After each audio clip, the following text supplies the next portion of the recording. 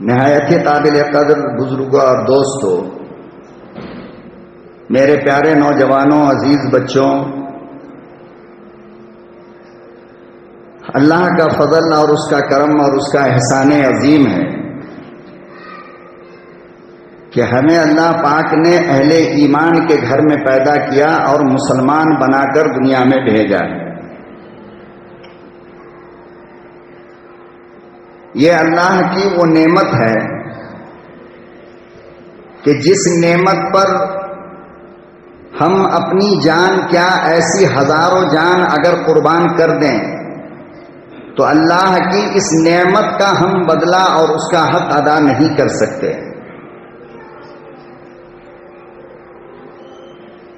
اللہ کا ہمیں اور آپ کو شکر منانا چاہیے کہ اللہ پاک نے ہمیں کسی غیر کے گھر میں پیدا نہیں کیا، ورنہ ہم بھی آج کسی مورت کے سامنے، کسی بت کے سامنے کھڑے ہوتے۔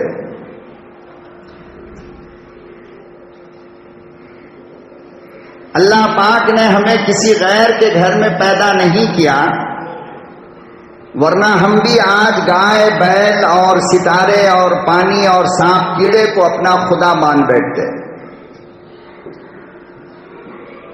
یہ اللہ کا بڑا احسان ہے کہ اللہ نے ہمیں مسلمان کے گھر میں پیدا کیا اور اپنا سب سے پسندیدہ مذہب یعنی کہ مذہب اسلام عطا فرمایا۔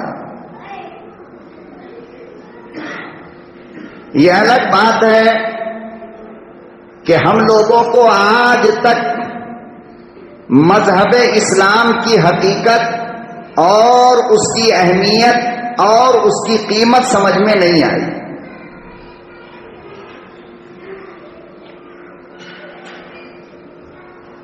اللہ رب العالمین نے جو مذہب اسلام ہمیں اور آپ کو دیا ہے، اپنا پاک قرآن عطا فرمایا اور اپنا سب سے پیارا پیغمبر جناب رسول اللہ صلی اللہ علیہ وسلم کا ہمیں امتی بنایا، تو اب یہ ہماری اور آپ کی ذمہ داری ہے کہ ہم اس مذہب اسلام کی حفاظت کریں۔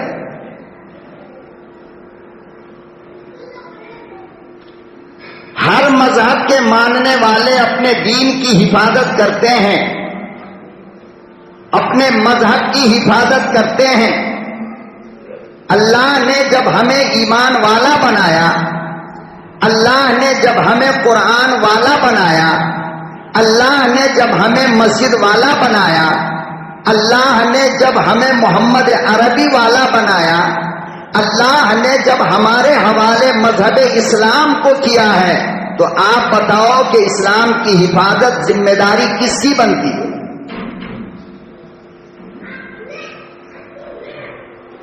کون اس کی حفاظت کرے گا؟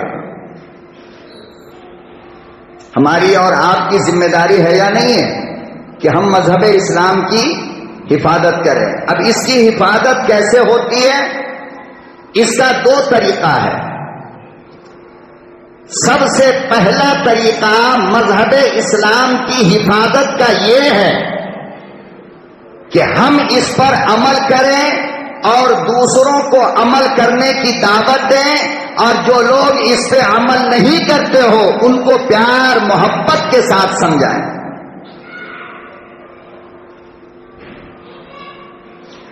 بغیر عمل کیے ہوئے، یاد رکھو، جب تک کہ آپ مذہب اسلام پر عمل نہیں کرو گے، اسلام مذہب کو بچانا مشکل ہوگا۔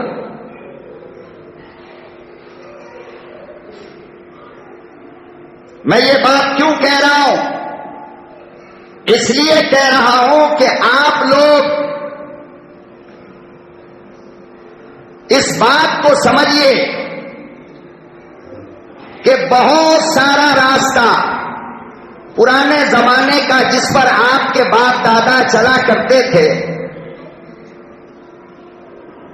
آپ میپ اٹھائیں گے، نقشہ اٹھائیں گے تو آپ کو اس میں نظر آئے گا کہ بہت سارا راستہ ہے نقشے کے اندر، لیکن آج وہ راستہ بند ہے۔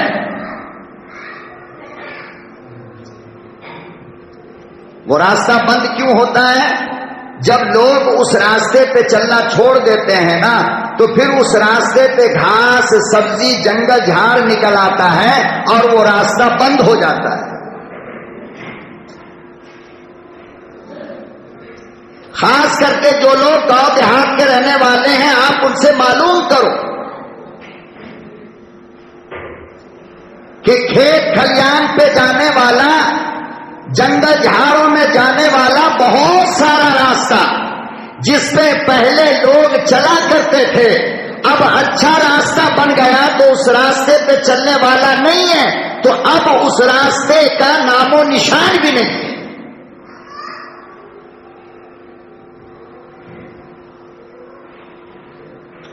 پتا چلا کہ جب لوگ کسی راستے پہ چلنا چھوڑ دیتے ہیں تو پھر وہ راستہ کیا ہوتا ہے؟ بند ہو جاتا ہے، وہ راستہ ختم ہو جاتا ہے. اگر مذہب اسلام کو آپ باقی رکھنا چاہتے ہو، اگر مذہب اسلام کو آپ دیکھنا چاہتے ہو، اگر قیامت تک مذہب اسلام کو آپ زندہ رکھنا چاہتے ہو تو اسلام پر چلنا پڑے گا. چلنا چھوڑ دو گے تو اسلام کیا ہوگا؟ ختم ہو جائے گا.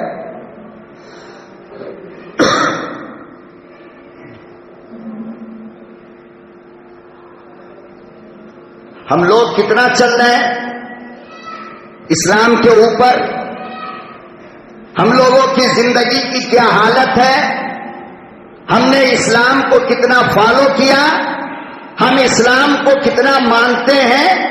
ہم نے اسلام پر کتنا خود چلا اور اپنے بال بچوں کو چلایا؟ رات دن آپ ایک مرتبہ تو دیکھو، آپ کو پتہ چل جائے گا کہ ہم اسلام کے خود کتنے بڑے دشمن ہیں.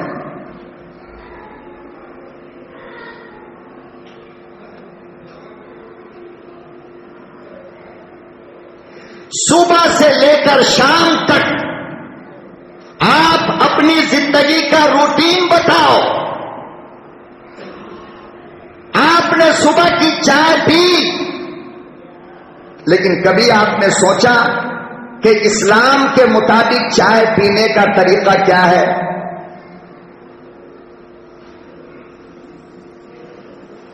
ہوٹل پر گئے، ہوٹل والے نے چائے ڈھال کر دیا اور وہیں پہ کھڑے ہو کر پینا شروع کر دیا. دیکھو یہ اسلام ہے؟ یہ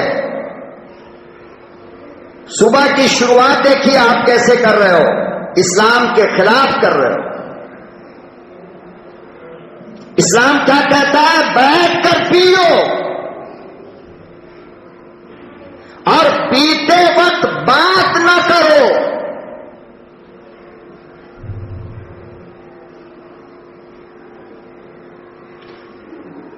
اور جب تک کہ بڑے ذمہ دار اسلام پر چلیں گے نہیں، اسلام کو فالو نہیں کریں گے، یاد رکھو تمہاری نسلیں بھی اسلام پر نہیں چلے گی. اس لیے کہ بچہ تو ہماری دیکھ کے نقل کرتا ہے نا، بیٹی ماں کو دیکھ کے نقل کرتی ہے نا، بیٹا باپ کو دیکھ کے نقل کرتا ہے نا، گاؤں سماج ہم جیسے ذمہ داروں کی نقل کرتے ہیں. جب ہم اسلام پر نہیں چلیں گے تو ہماری اولاد کیسے چلے گی؟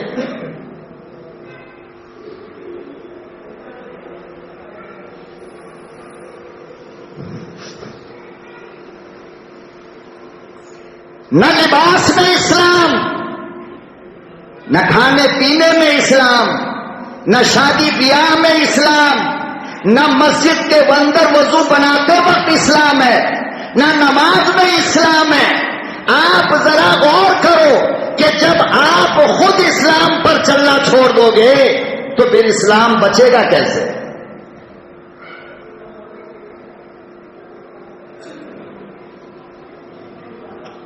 اچھا خاصا 5 وقت کا نمازی، پابندی سے نماز پڑھنے والا، ہاف آستین والا کپڑا پہن کے آتا ہے نماز پڑھنے کے لیے. بتائیے یہ اسلام ہے؟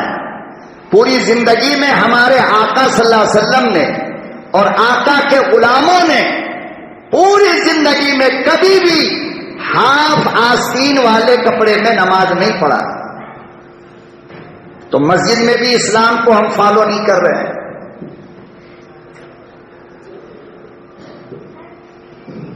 میں نہیں کہتا کہ نماز نہیں ہوتی، نماز تو تب بھی ہو جائے گی جب تم پورا کپڑا اوپر کا اتار دو گے. لیکن سوال یہ ہے کہ کوئی پاگل ہی تو کپڑا اتار کے نماز پڑھے گا نا. دماغ والا سر پہ ٹوپی رکھے گا، فل آستین کا کپڑا پہنے گا، پردے کے ساتھ، ادب کے ساتھ، احترام کے ساتھ نماز پڑھے گا.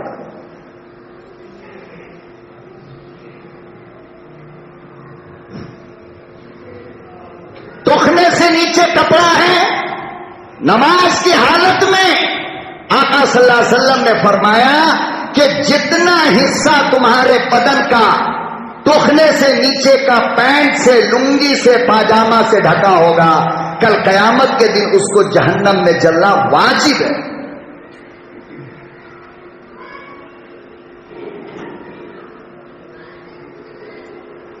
نہ گھر میں اسلام، نہ دکان میں اسلام، نہ مسجد میں اسلام، نہ کھانے پینے میں اسلام، نہ سونے اٹھنے بیٹھنے میں اسلام، نہ کاروبار میں اسلام، نہ تجارت میں اسلام. تو پھر اسلام ہے کہاں؟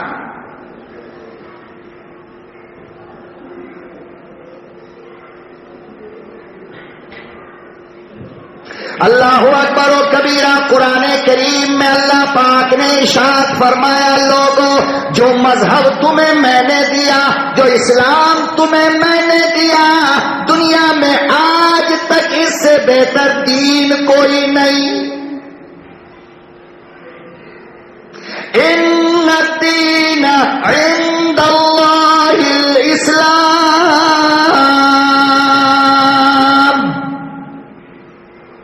فرمایا لوگوں میرا پسندیدہ مذہب اسلام ہے، میرا پسندیدہ دین اسلام ہے، میرا پسندیدہ شریعت اسلام ہے، اس لیے کہ اسلام کو خود میں نے بنایا.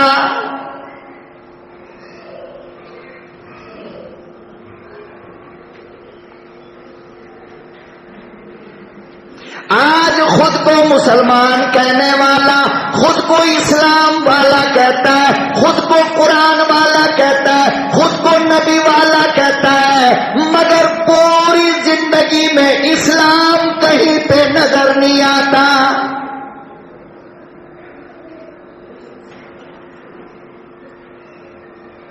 نہ چہرے سے اسلام ٹپکتا ہے، نہ لباس سے اسلام کا پتہ چلتا ہے. میں کہتا ہوں میری باتیں مت سنو، آپ سب لوگ بہت قابل ہو. خود آپ اکیلے میں اپنے لباس کے بارے میں ایک سوال تو کرو اپنے دل سے کہ کیا یہ میرے مصطفیٰ کا لباس ہے؟ خود پوچھو. آپ مت کرو تقریر پہ عمل، مت سنو تقریر کسی مولوی کی. خود سے پوچھو. آپ کا دل خود سب سے بڑا مولانا ہے، وہ آپ کو کہے گا یہ میرے مصطفیٰ کا لباس نہیں ہے، یہ اسلام کا لباس نہیں ہے.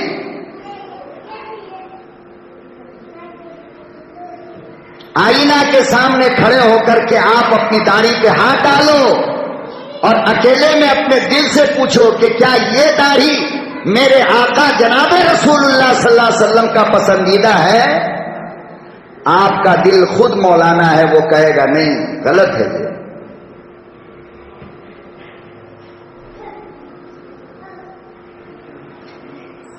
آپ اسلام کو فالو کرتے کہاں ہو؟ آپ مجھے وہ تو کم سے کم لا کر کے بتاؤ کہ میں نے یہ کام اسلام کے مطابق کیا ہے.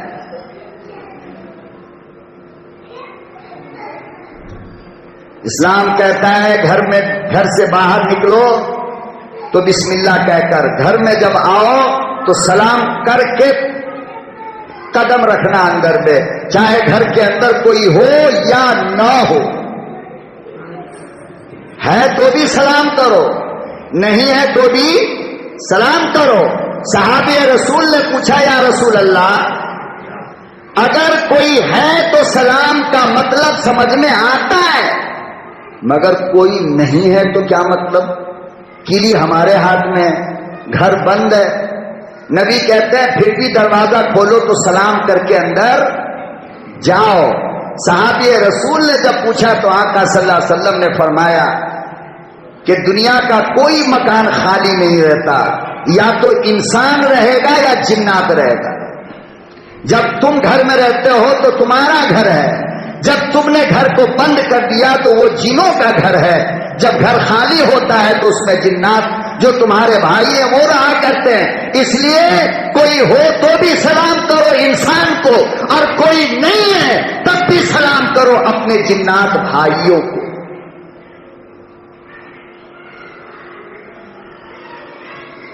کبھی بھی ہمارا گھر خالی نہیں رہتا ہے۔ ہاں جب ہم داخل ہوتے ہیں تو یہ جنات بھائی جو ہمارے ہیں یہ بیچارے چلے جاتے ہیں خالی کر کے، اور جب ہم سلام کرتے ہیں تو وہ خوش ہوتے ہیں کہ دیکھو میرا کتنا احترام کیا، کتنا ادب کیا۔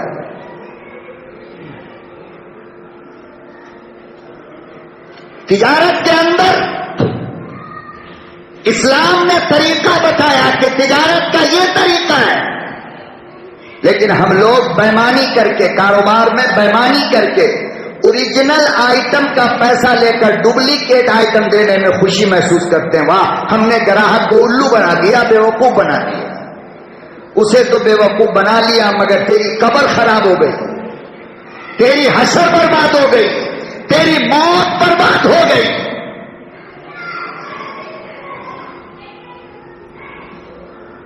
چار دنیا کے پیسے کے لیے تم نے جو کسٹمر کو بیوقوف بنایا، زندگی بھر کے لیے تمہارے جسم پہ اس کا داغ لگ گیا۔ اب یہ تم کو موت کے وقت بھی ستائے گا، قبر میں بھی ستائے گا، اور کل قیامت کے دن اللہ کے نبی کے سامنے بھی تمہیں ستائے گا۔ بےمانی کیوں کیا؟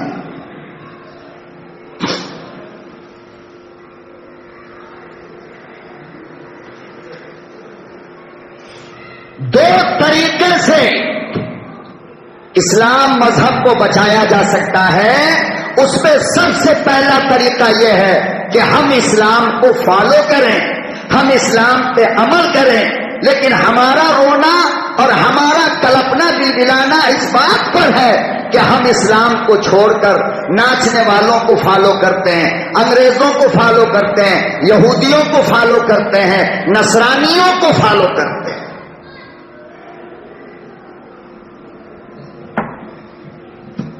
اللہ کے نبی صلی اللہ علیہ وسلم نے فرمایا تھا کہ کوئی بھی جانور کھانے کا ارادہ ہو تو بسم اللہ اللہ اکبر پڑھ کر اپنے ہاتھ سے ذبح کرنا، پھر کھانا۔ ایک دوسری بات کہ مومن مسلم اسلام والے کے ہاتھ کا کھانا، کوئی بھی چیز اگر گوشت وغیرہ کھانا ہو کسی جانور کا تو پہلی بات تو یہ کہ اپنے ہاتھ سے ذبح کر کے کھاؤ، دوسری بات یہ کہ تمہارے سامنے میں بسم اللہ پڑھ کر ذبح کیا گیا ہو، تیسری بات یہ کہ مسلمان متقی آدمی کے گھر کا گوشت ہو تب کھاؤ۔ ہم لوگ کیا کر رہے ہیں؟ آن لائن بک کر کے ہم چکن منگاتے ہیں، مٹن منگاتے ہیں، بریانی منگاتے ہیں۔ آپ نے کبھی غور کیا کہ جو چکن آپ نے آن لائن منگوایا اس چکن کے اوپر بسم اللہ پڑھا گیا تھا یا نہیں؟ حرام کھاؤ گے؟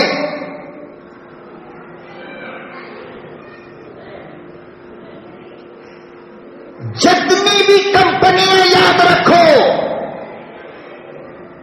فوڈ کمپنی آن لائن کی جتنی بھی ہے، ایک کمپنی بھی کسی مسلمان کی نہیں ہے، ساری کمپنی یہودیوں کی ہے، نصرانیوں کی ہے، اور اس پہ کنٹرول امریکہ، برطانیہ اور اسرائیل کا ہے، اور ان کی کوشش یہ ہے کہ مسلمانوں کے پیٹ میں حرام ڈال ڈال کے ان کے دل سے ایمان کی قوت نکالو۔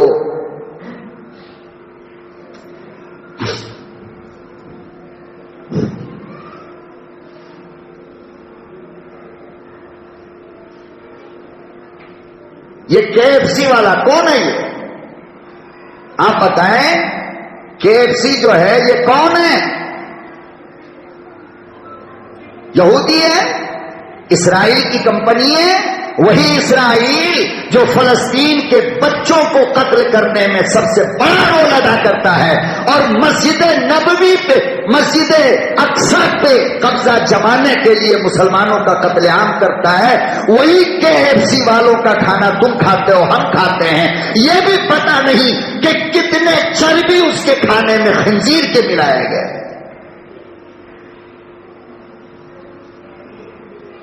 آپ بتاؤ کہ ایک اسرائیل کی کمپنی، ایک یہودی کی کمپنی آپ کو چکن دے گا، پارسل بھیجے گا بسم اللہ اللہ اکبر کہہ کر، آپ دماغ سے تو سوچو۔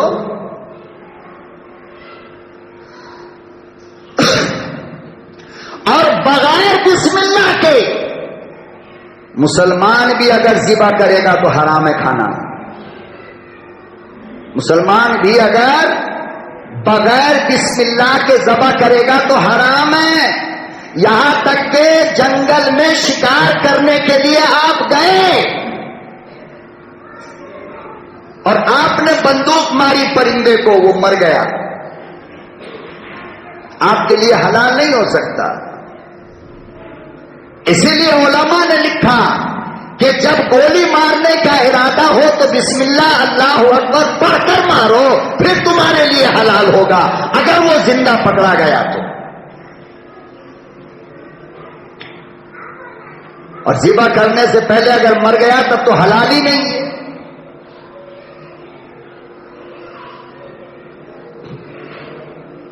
کون فالو کرے گا مذہب اسلام کو؟ آپ بتائیے کون چلے گا اس راستے پہ؟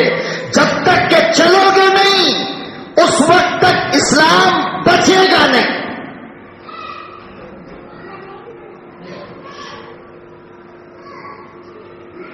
جس راستے پہ لوگ چلنا چھوڑ دیتے ہیں نا، وہ راستہ بند ہو جاتا ہے۔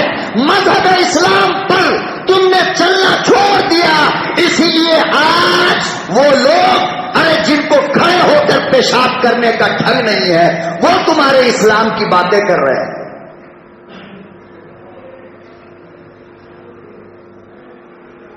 جن کا نہ کوئی دھرم ہے نہ کوئی مذہب ہے، آج وہ اسلام کے بارے میں باتیں کر رہے ہیں، ٹی وی پہ بیٹھ کر کے، پارلیمنٹ کے اندر، راجیہ سبھا کے اندر، ودھان سبھا کے اندر اسلام کی باتیں اب یہ لوگ کریں گے جو 360 بتوں کی پوجا کرتے ہیں۔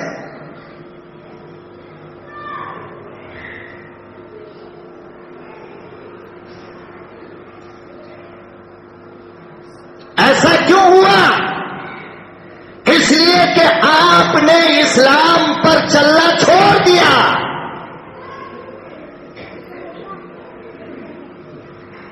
عیسائیوں نے، سکھوں نے کہا کیا 1947 میں جب یہ ملک آزاد ہو رہا تھا اور 15 اگست کو جب ہندوستان کا آئین بنا، قانون بنا، اس وقت سکھوں نے کہا تھا کہ ہم مر جائیں گے، کٹ جائیں گے، مٹ جائیں گے، مگر ہم اپنی پگڑی نہیں اتار سکتے۔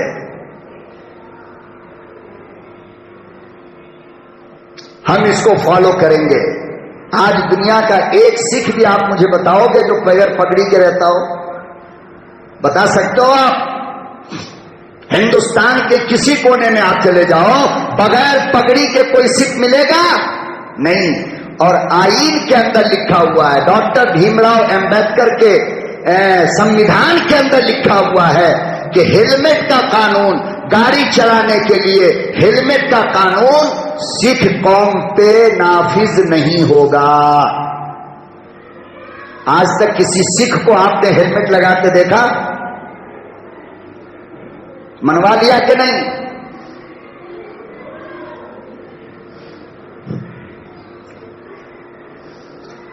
آج اگر یہ مسلمان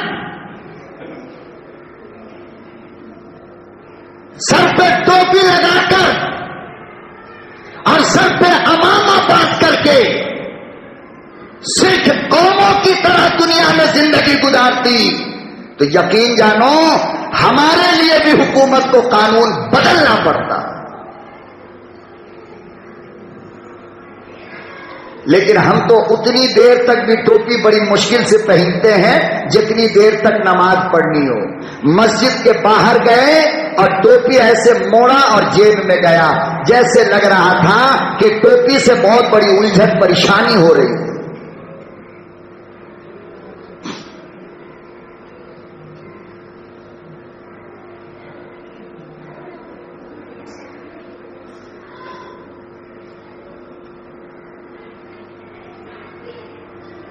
اسلام کو فالو کرو گے تب اسلام زندہ رہے گا.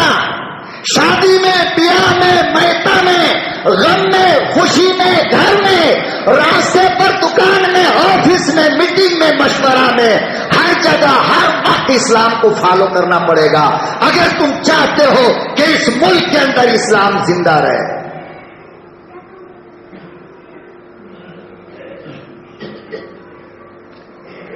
شادی اسلام کے طریقے پہ کرو. کیا ہے اسلام کا طریقہ شادی بیاہ کے اندر؟ کیا ہے مذہب اسلام؟ فرمایا اتنا سمپل، اتنا سیدھا طریقہ ہے مذہب اسلام کا کہ محمد عربی صلی اللہ علیہ وسلم کی بیٹی جناب فاطمہ الزہرا کا نکاح ہو رہا ہے. حضرت علی عصر کی نماز میں آ کر کے بیٹھ گئے. دوست یار صحابہ کا علی آج تیرا نکاح ہے، ذرا اچھا کپڑا پہن لے. حضرت علی نے کہا کہ اسلام مذہب میں اچھا کپڑا اسے کہتے ہیں جو پاک ہو. میں نے جو پہن رکھا ہے وہ پاک ہے، اب دوسرے کپڑے کی ضرورت کیا ہے؟ کون ہے حضرت علی جس کو اللہ کے نبی صلی اللہ علیہ وسلم نے فرمایا باب العلم فی المدینہ، فرمایا کہ مدینہ علم کے شہر کا دروازہ علی ہے. پیغمبر کی سب سے لاڈلی اور چہیتی بیٹی جناب فاطمہ الزہرا ہے، لیکن اس کی شادی کی یہ حالت ہو رہی ہے.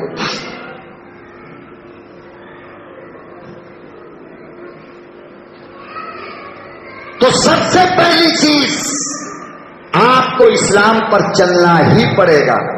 اگر اسلام کی محبت دل کے اندر ہے اور اگر اسلام کو آپ باقی رکھنا چاہتے ہو، ورنہ اندلس کی کہانی اور داستان بڑی لمبی ہے جہاں پر صبح کو جاگنے والا مرغ بھی اور مرغی بھی اللہ کے قرآن کی تلاوت کیا کرتا تھا.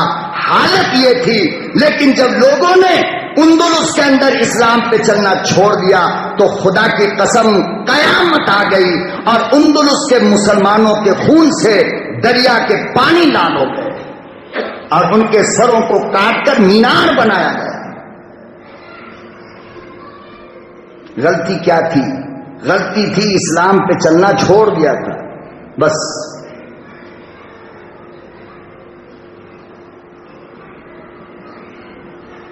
آج ہمارے ملک کی جو حالت ہے آپ اس پہ غور نہیں کر رہے ہو. آپ اپنے کاروبار میں، اپنی زندگی میں مست ہو، لیکن جو لوگ غور کر رہے ہیں وہ دیکھ رہے ہیں کہ حکومت کی پالیسی کتنی خطرناک ہے. ہماری نسلوں کی نسلیں تباہ ہو جائے گی، برباد ہو جائے گی، کوئی مسلمان باقی نہیں رہے گا.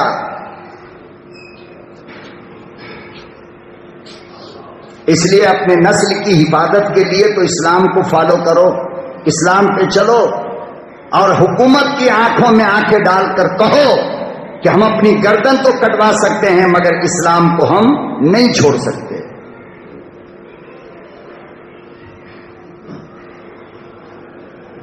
اللہ اکبر و کبیرہ. حالت یہ ہو گئی راستے پہ، روڈ میں، گاڑی میں، سفر میں، دکان میں، مکان میں بیٹھا ہوا اتنی پہچان مسلمانوں کی موجود نہیں جسے دیکھ کر ہم دعا سلام کر پائیں.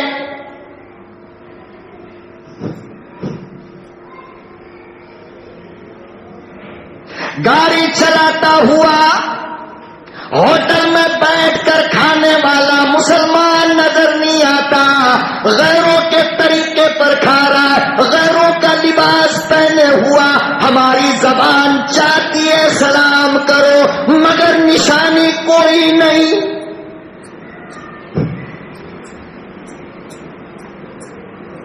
کوئی پہچان اسلام کی نہیں ہے, کوئی پہچان امام الانبیاء کے غلاموں کی نہیں ہے. سلام کرنے سے پہلے سوچنا پڑتا ہے.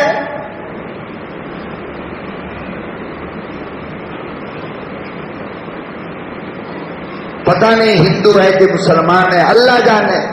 کسی آفس میں جاؤ تو ڈر لگتا ہے, یہ سامنے بیٹھا ہوا جینٹل مین مسلمان ہے یا یہودی ہے.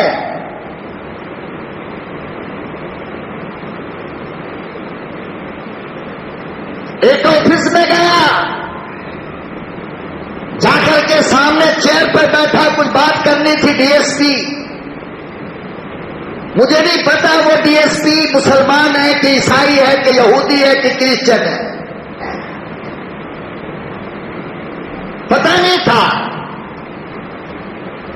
جانے کے بعد بیٹھ گیا. ڈی ایس پی کہنے لگے مولانا صاحب, مذہب اسلام کے اندر تو داخل ہوتے وقت پہلے سلام لکھا ہے نا. میں نے کہا ہاں, مگر وہیں پہ یہ بھی تو لکھا ہے نا کہ مسلمان کو سلام کرو.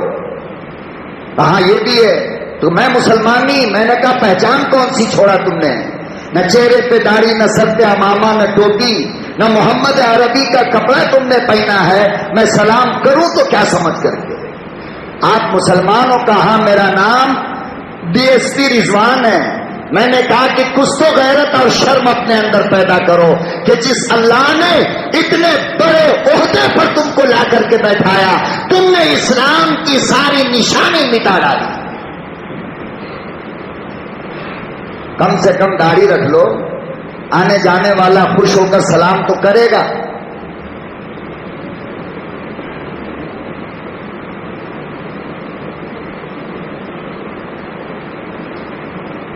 اور اس بے توجہی اور لاپرواہی کی کوئی اور وجہ نہیں ہے, بس ایک وجہ ہے کہ اسلام ہمیں پھوکٹ میں ملا, فری میں. ہماری نہ ہلدی لگی, نہ چننا, کچھ بھی نہیں لگا. نہ ہماری جان گئی, نہ ہمارا مال گیا, نہ ہمارا وقت لگا, نہ ہمارا گھر گیا, نہ ہماری دکان گئی, کچھ بھی نہیں. ماں کے پیٹ سے پھوکٹ میں لے کر کے اسلام آ گئے. اور پھوکٹ کی چیز کی قیمت نہیں ہوتی.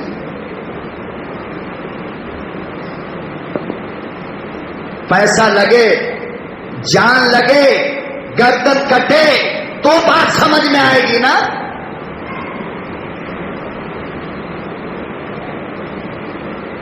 مگر پروردگار عالم نے ارشاد فرمایا فری میں ملا ٹھیک ہے, لیکن یاد رکھو جس نے میرے نعمت کی ناقدری کی, میں اس نعمت کو چھین لیتا ہوں.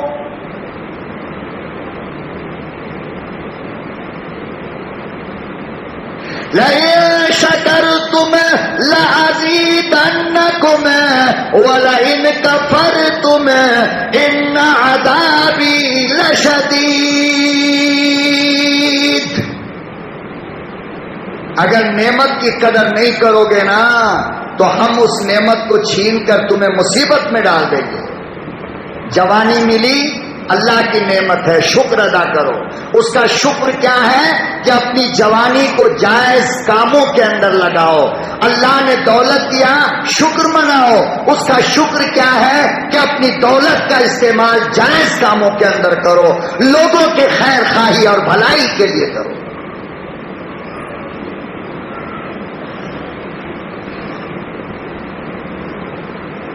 ہمارا کچھ بھی نہیں گیا اسلام کے لیے, اسی لیے آج ہمارے یہاں اسلام کی قدر نہیں ہے.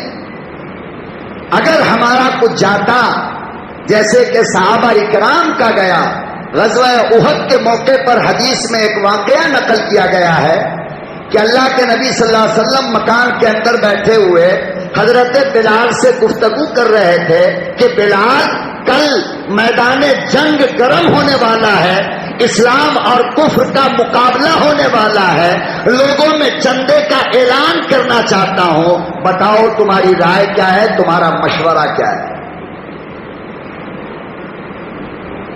اللہ کے نبی صلی اللہ علیہ وسلم نے مسجد نبوی میں صحابہ کو جمع کیا اور چندے کا اعلان کیا.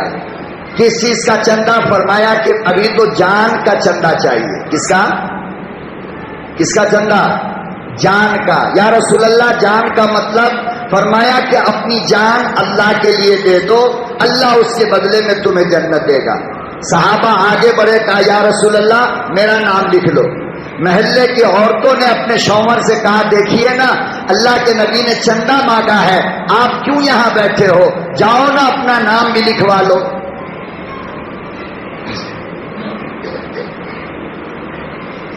اللہ اکبر و کبیرہ. چھوٹے چھوٹے بچے بیٹے کو اماں کہنے لگی بیٹا چلے جاؤ، بہن کہنے لگے بھائی چلا جا، ابا کہنے لگا بیٹا چل میرے ساتھ چل. اسلام اور کفر کا مقابلہ ہے.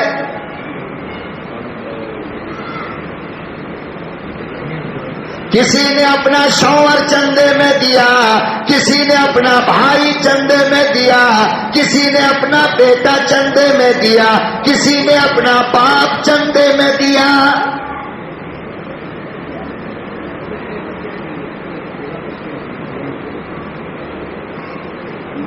کس لیے دے رہا ہے؟ بولو. اسلام کو زندہ رکھنے کے لیے. اسلام کو زندہ رکھنے کے لیے. ہم لوگوں کی حالت یہ ہو گئی کہ ہم اپنے خواہش کا چندہ نہیں دے سکتے، اپنے خواہش کو قربان کر کے اسلام کو زندہ نہیں رہ سکتے. تو اللہ جانے جب ہم سے ہماری جان مانگی جائے گی تو ہم کیا کریں گے؟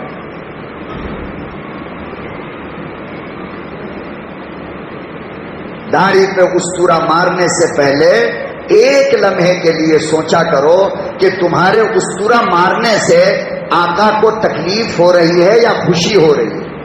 بس.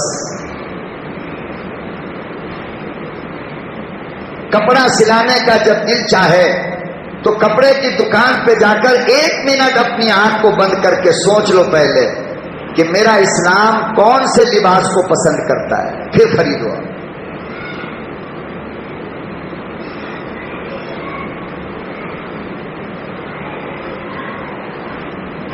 سارے مدینے میں چندے کا اعلان ہوا، لوگوں نے چندے دیے، کسی نے باپ، کسی نے بیٹا، کسی نے بھائی، کسی نے کچھ، کسی نے کچھ. اللہ کے نبی صلی اللہ علیہ وسلم گھر میں بیٹھے ہوئے حضرت بلال سے باتیں کر رہے تھے کہ ایسا لگا جیسے کہ پردے کے پیچھے کوئی عورت کھڑی ہے، لیڈیز. اللہ کے نبی صلی اللہ علیہ وسلم نے فرمایا بلال ذرا جاؤ دیکھو تو صحیح وہ کون ماں کھڑی ہے. گئی تو دیکھا کہ 3 مہینے کا دودھ پیتا ہوا بچہ اپنے گود میں لے کر وہ ماں کھڑی ہے. حضرت بلال نے واقعہ سنایا. اللہ کے نبی نے پوچھا کیا کام ہے، ذرا پوچھو تو صحیح. جا کر کے پوچھا تو وہ اماں کہنے لگی کہ اپنا 3 ماہ کا بیٹا نبی کو چندے میں دینے آئی. پوچھا بلال پوچھو شوہر نہیں ہے؟ کہا کہ وہ 1 سال پہلے اسلام کے لیے شہید ہو چکے اور یہ امانت میرے شکم میں وہ چھوڑ کر گئے تھے. میرے پاس نہ شوہر ہے نہ جوان بیٹا ہے، یہ ایک چھوٹا سا معصوم بچہ لے کر آیا ہوں. میرے آقا واپس مت کرو، یہی میری پونجی ہے، یہی میری دولت ہے، یہی میرا سرمایہ ہے، اس کے علاوہ کچھ بھی نہیں مجھے چندہ میں دینے کے لیے. آپ اس کو قبول فرمائیں. اسلام کی قیمت اس عورت سے پوچھو کہ اسلام کی قیمت کیا ہے. ہمیں کیا پتا صاحب، ہمیں تو کچھ لگا ہی نہیں، ہماری تو کوئی محنت ہی نہیں ہے اسلام کے لیے، تو ہمارے یہاں قیمت کیا ہوگی. ارے فری میں اگر کوئی سونا کا ڈلا لا کر کے دے دے تو بھی انسان کی نظر میں اس کی قیمت نہیں ہوتی. لیکن پسینہ گرا کر کے اگر ایک چاندی کی انگوٹھی بھی کوئی بندہ خرید لینا تو اس کی بھی اہمیت دل کے اندر ہوتی ہے. چونکہ ہمیں اسلام یوں ہی مل گیا فری میں، ماں کے پیٹ سے آئے، اماں مسلمان تھی، ابا مسلمان تھا، ہم بھی مسلمان ہو گئے، محنت تو کچھ ہوئی نہیں، اسی لیے آج اسلام کو اپنے ہاتھ سے قتل کرتے ہوئے ہمیں شرم نہیں آتی۔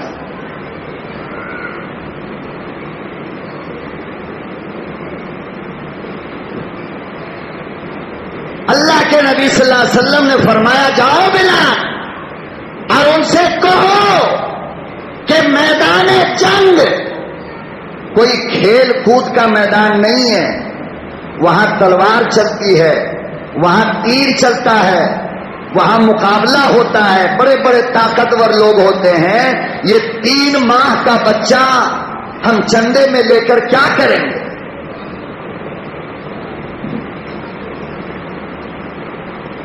اللہ اکبر و کبیرہ۔ وہ اماں کہنے لگی میرے محبوب پتہ ہے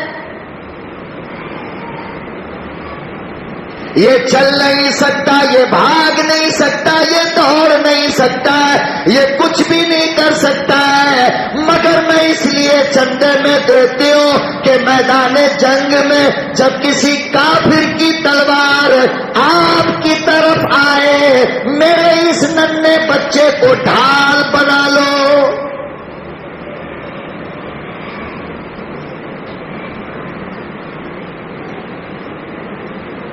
میری تمنا یہ ہے، میرا شوق یہ ہے میرے بچے کا قیمہ بن جائے، مگر میرے آقا آپ کی گردن میں خراش نہ آئے۔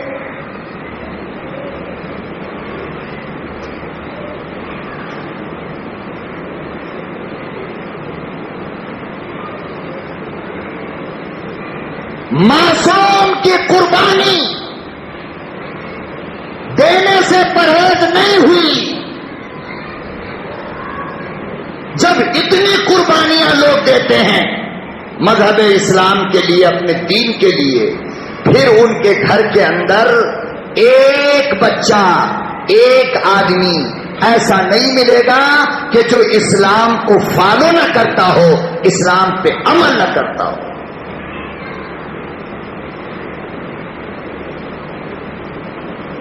اس لیے میرے محترم بزرگوں اور دوستو، اس وقت پورے ہندوستان میں بلکہ پوری دنیا میں کہو، لیکن خاص کر اس ملک ہندوستان میں جب سے یہ RSS BJP کی حکومت آئی ہے، ان کا شروع سے ایجنڈا رہا، شروع سے بابری مسجد نمبر 1 لے لیا، کشمیر سے دفعہ 370 آرٹیکل 370 کو ختم کرنا، جس کے تحت کشمیریوں کو یہ حق حاصل تھا کہ اس کی زمین دنیا کا کوئی باہر والا نہ خریدے، حکومت نے اس کو بھی کیا کیا؟ ارے بولو بھائی، 370 کو بھی اس نے کبھی ووٹ مانگا ہندوؤں کو ورگلانے کے لیے بابری مسجد کے نام پر؟ پھر اس کے بعد آرٹیکل 370 کو ہٹا کر، اس کے بعد 3 طلاق کا مسئلہ قانون بنا کر، اب اس کا منشا اور اس کا اصل ٹارگٹ یہ ہے کہ پورے ہندوستان کو ہندو راشٹر بنایا جائے۔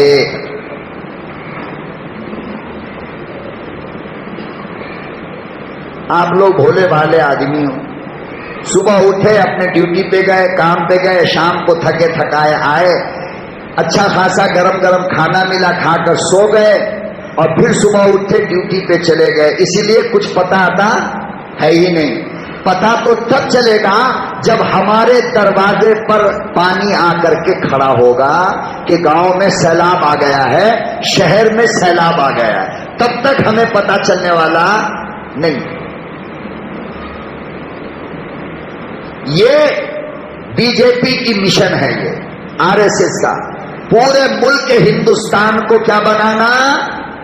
بولو بھائی، ہندو راشٹر۔ ہندو راشٹر کا مطلب کیا ہے؟ برہمن راشٹر، کیونکہ ہندو میں تو OBC CST ST وغیرہ سب آتے ہیں نا، مگر ان چھوٹی ذات والوں کو یہ ہندو مانتے ہی نہیں، پہلے بھی نہیں مانتے تھے، آج بھی نہیں مانتے۔ آج اگر یہ او بی سی والے اور یہ چھوٹی ذات والے جو لوگ جھاڑو وارو دینے کا کام کرتے ہیں، موچی وغیرہ کا کام کرتے ہیں، یا کپڑا بننے وغیرہ کا کام، ان کے یہاں آج بھی ان کی مندروں کے اندر یہ لوگ نہیں جا سکتے. ان کو تو یہ ہندو مانتے نہیں. تو اب مطلب کیا ہوا کہ پورے ہندوستان کو برہمن راج بنانا. کیا بنانا؟ ارے بولو بھائی، برہمن راج بنانا. برہمن راج کیا ہے؟ کچھ دنوں پہلے تک نیپال کے اندر ہندو حکومت تھی، ہندو راج تھا. وہ کیا تھا؟ ہندو راج تھا. اس کے بعد وہاں کے لوگوں نے لڑ کر کے اس کو، نیپال کو سیکولر اسٹیٹ بنایا. سیکولر کا مطلب کیا ہے کہ حکومت وہ کرے گا جس کو عوام چنے گی. ہندو راج کا مطلب کیا ہے کہ اس میں عوام کو چننے کا کوئی اختیار نہیں ہوگا، بلکہ ایک راجا ہوگا اور اس کی حکومت پورے ملک پہ ہوگی. یہ مطلب کیا ہے اس کا؟ یہ مطلب ہے ہندو راج کا. آپ بیٹھے ہو، سوچ کر کے مجھے ذرا بتانا کہ 30 کروڑ ہندوستان کے مسلمانوں کا اس وقت کیا ہوگا جب کوئی ایک شخص حکومت کرے گا.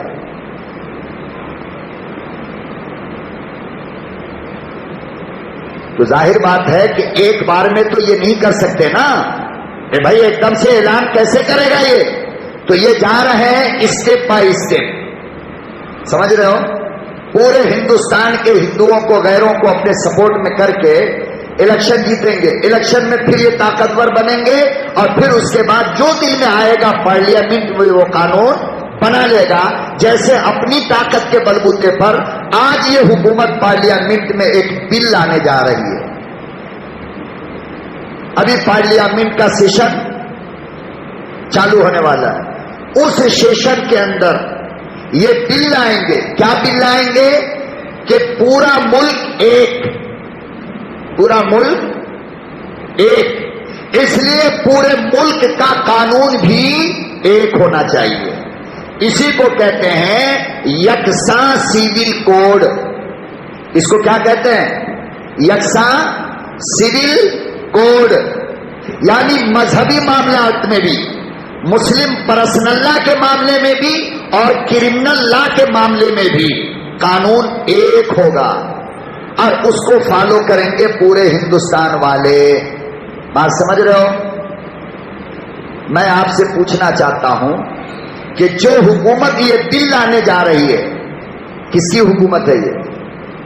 اسلام دوست کی یا اسلام دشمن کی؟ کہ بھائی بولو نا، اسلام دشمن کی حکومت ہے یا اسلام دوست کی؟ اسلام دشمن کی.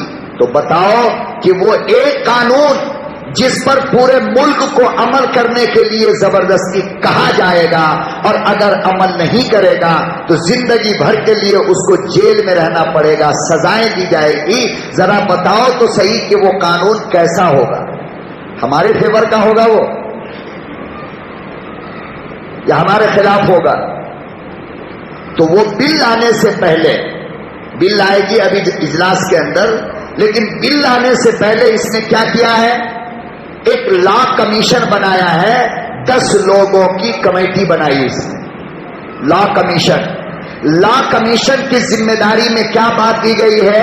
آج شام تک کا ٹائم ہے. یہ 14 جولائی تک کا ٹائم دیا تھا.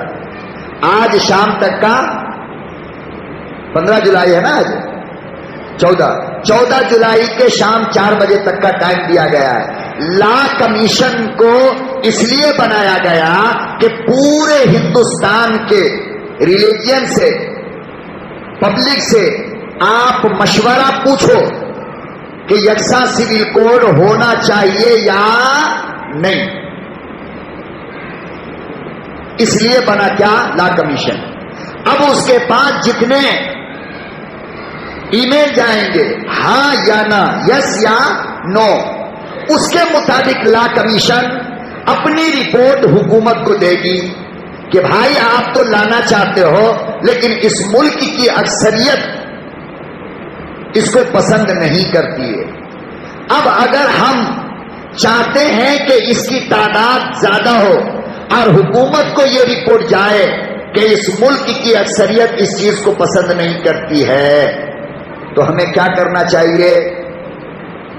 اپنا ووٹ ڈالنا نہیں ڈالنا، اپنا احتجاج کرنا نہیں کرنا۔ ایک احتجاج تو ہوتا ہے آف لائن روڈ پہ، اور ایک احتجاج ڈیجیٹل دنیا کے اندر ہوتا ہے آن لائن موبائل پہ۔ طاقت دونوں کا ایک ہی ہے، بلکہ آن لائن احتجاج کی طاقت آف لائن احتجاج سے بڑی ہے۔ وجہ پوچھو کیوں؟ بولو۔ ہم اگر سنگم سرکل پہ ایک جلوس نکالے، اس جلوس کو کتنے لوگ جانیں گے؟ زیادہ سے زیادہ پورے بنگلور والے، اور زیادہ مان لو اگر لاٹھی واٹھی چل گئی تو پورے کرناٹک والے، اور زیادہ اگر میڈیا والے نے کور کیا تو پورے ہندوستان والے۔ یہی تو ہوگا نا۔ لیکن جب آپ احتجاج آن لائن پہ کرتے ہو نا، تو وہ احتجاج سب سے پہلے گوگل پہ جا کر کے رجسٹر ہوتا ہے۔ کہاں؟ گوگل پہ۔ اور گوگل پہ رجسٹر ہونے کا مطلب یہ ہوتا ہے کہ پوری دنیا کی حکومت نے اس کو دیکھ لیا ایک سیکنڈ میں۔ کتنی دیر میں؟ ایک سیکنڈ میں پوری دنیا۔ ہم یہاں پہ بٹن دبائیں گے اور وہ گوگل پہ رجسٹریشن ہوگا، اور پوری دنیا جان جائے گی کہ ہندوستان کے ایک مسلمان نے پھر احتجاج کیا ہے۔ تو آن لائن احتجاج جو ہوتا ہے نا، اس میں یہ چوری بھی نہیں کر سکتے۔ اس لیے لا کمیشن نے بار کوڈ سوشل میڈیا پہ ڈالا ہے اپنا احتجاج درج کرانے کے لیے کہ بھائی آپ اس کو پسند کرتے ہو یا نہیں کرتے ہو، یہ آپ اس کے اندر احتجاج کیجئے، اپنے اپنے موبائل سے آن لائن احتجاج کیجئے۔ لیکن ہم لوگوں میں سے اکثر کو پتہ نہیں ہے۔ ایک تو یہی پتہ نہیں کہ یکساں سول کوڈ ہے کیا، دوسرا یہی پتہ نہیں کہ احتجاج کا طریقہ کیا ہے۔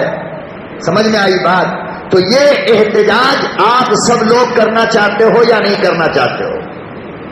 زور سے بولو ایک بار۔ کرنا چاہتے ہو نا؟ ہم اس کے خلاف ہیں نا سب لوگ یکساں سول کوڈ کے۔ اتنا خطرناک قانون ہے خدا کی قسم، اگر وہ بن گیا میرے بھائی، ایک فیملی والا بھی اپنے گھر میں سکون سے نہیں جی سکتا ہے، چین سے نہیں جیے۔ کیوں؟ اس لیے کہ اس قانون کے بننے کے بعد عورت کو حق اس بات کا ہوگا کہ وہ اپنے شوہر کو طلاق دے۔ اب بتاؤ، اگر عورت کو ہاتھ میں طلاق دے دیا جائے حق، تو پھر ہر دن 50-60 لاکھ طلاق ہوگا یا نہیں ہوگا؟ ذرا سی بات پر بولو، ہوگا نا؟ بیوی میکے چلی جائے گی، تم زور سے موبائل پہ ڈانٹو گے، وہاں سے اس کی بہن بغل میں بیٹھی ہوگی، کہے گی ہے چھوڑ اس کو، دوسری جگہ دیکھیں گے، وہیں پہ بیٹھی بیٹھی طلاق دے دے گی نہیں دے گی؟ اس لیے کہ عورت میں عقل کی کمی بھی ہوتی ہے اور برداشت کی کمی بھی ہوتی ہے۔ اس لیے اللہ نے طلاق کا حق مرد کو دیا ہے کہ مرد سوچ بوجھ کر کے طلاق دے گا، عورتوں کو نہیں دیا ہے۔ لیکن یہ قانون بنے گا تو عورت کو بھی طلاق کا حق ہو جائے گا۔ دوسری بات یہ کہ یہ قانون اگر بن گیا، ہم اپنی بیٹیوں کی شادی 18 سال کی عمر میں نہیں کر سکتے ہیں، 20 سال کی ہونا ایسے اور بہت سارے قانون بنیں گے جس کو مسلمان کبھی بھی مان نہیں سکتا ہے۔ مر تو سکتا ہے مگر ماننے والا نہیں ہے۔ وہ دن آنے سے پہلے یہ ہندوستان میں ایک ٹرائل کیا جا رہا ہے، ہمیں آزمایا جا رہا ہے۔ اس لیے میرے محترم بزرگوں اور دوستوں، میں آپ کو احتجاج درج کرنے کا طریقہ بتا دیتا ہوں، بالکل آسان ہے۔